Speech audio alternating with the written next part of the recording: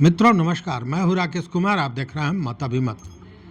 मित्रों, बिहार राज्य निर्वाचन आयोग ने चुनाव की तिथि की घोषणा कर दी है और चुनाव के तिथि की घोषणा मतलब यह जो चुनाव की घोषणा हुई है उसके साथ ही आदर्श आचार संहिता लागू हो गया है उन सभी जगहों पर जहां ये चुनाव होने जा रहा है।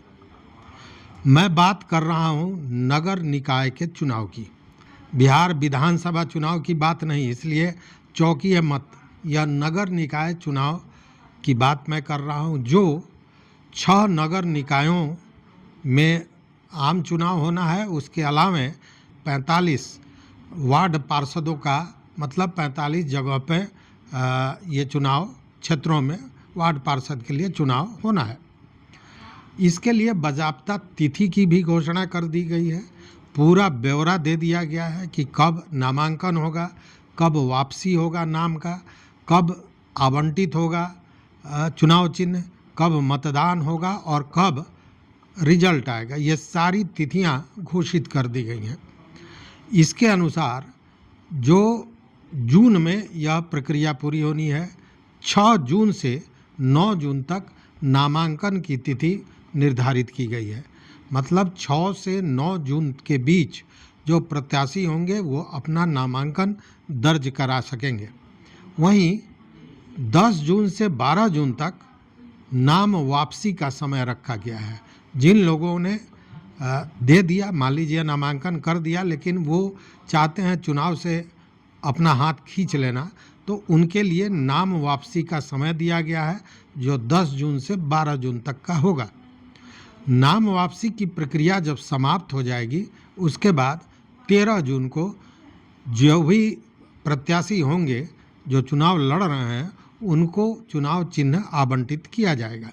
चुनाव चिन्ह आवंटित करने के बाद 28 जून को मतदान का तिथि निर्धारित किया गया है जो सवेरे 7 बजे से संध्या 5 बजे तक यह मतदान चलेगा। मतदान के बाद 28 को मतदान होगा और 30 तारीख को मतगणना सुबह 8 बजे से होगा। मतलब कि 30 तारीख को रिजल्ट आ जाएंगे। अब ये चुनाव कहाँ कहाँ होना है और कैसे होना है इसकी भी चर्चा कर लें। तो देखिए, 6 नगर निकायों सहित 51 जगहों पर उपचुनाव होना है।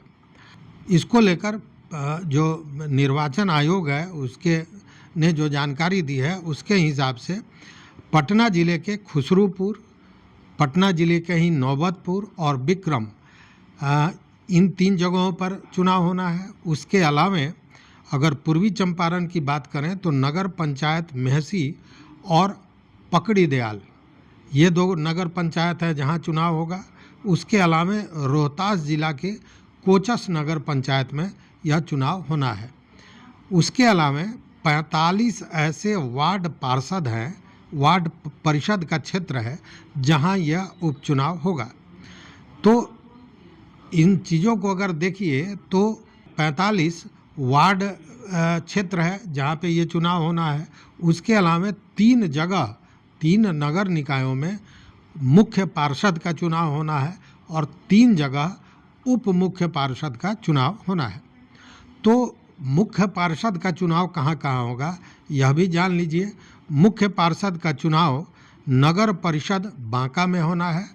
उसके अलावा नगर पंचायत खिजरसराय में होना है और नगर पंचायत मैरवा में होना है। यह 3 जगह ऐसा है जहाँ पे मुख्य पार्षद का चुनाव किया जाएगा। वहीं जो उप मुख्य पार्षद के लिए मतदान होना है वह होना है नगर परिषद बक्सर में, नगर परिषद बोधगया में और नगर पंचायत एकमा बाजार में। तो ये जो 3 जगह हैं यहाँ पे उप मुख्य पार्षद का चुनाव होना है। मतलब 3 मुख्य पार्षद, 3 उप मुख्य पार्षद, 6 हो गए और 45 वार्ड क्षेत्र के लिए मतलब वार्ड पार्षद के लिए चुनाव होना है। कुल 51 क्षेत्रों में यह चुनाव होगा। अब देखने वाली बात है कि चुनाव में क्या होने जा रहा है। मतलब पिछली बार जो नगर परिषद का चुनाव हुआ था उसमें एक वाद इस बात से उठा था कि नगर परिषद के चुनाव में सुप्रीम कोर्ट ने जो फैसला दिया था ट्रिपल टेस्ट के बाद आरक्षण देने का, उसको बिहार सरकार ने फॉलो नहीं किया और इसी को लेकर हाई कोर्ट में केस गया, फिर पुनः वो सुप्रीम कोर्ट में गया, फिर सुप्रीम कोर्ट ने हाई कोर्ट को भेजा और अभी भी वो मामला सुप्रीम कोर्ट में लंबित है। इसी बीच में यह उपचुनाव की घोषणा हुई है। अब देखने वाली बात है कि यहाँ भले ये उपचुनाव है, कम जगह पर होना है, लेकिन यहाँ फिर बिहार सरकार उन्हीं चीज़ों को दोहरा रही है या कुछ इसमें परिवर्तन किया गया है, यह देखने वाली बात है। लेकिन अब तक जो जानकारी है उसके हिसाब से यही है कि जो पूर्व में चीज़ें थीं उसी आधार पर, उसी तरह यह चुनाव भी संपन्न कराया जाएगा। देखते हैं इसको लेकर आगे क्या होता है।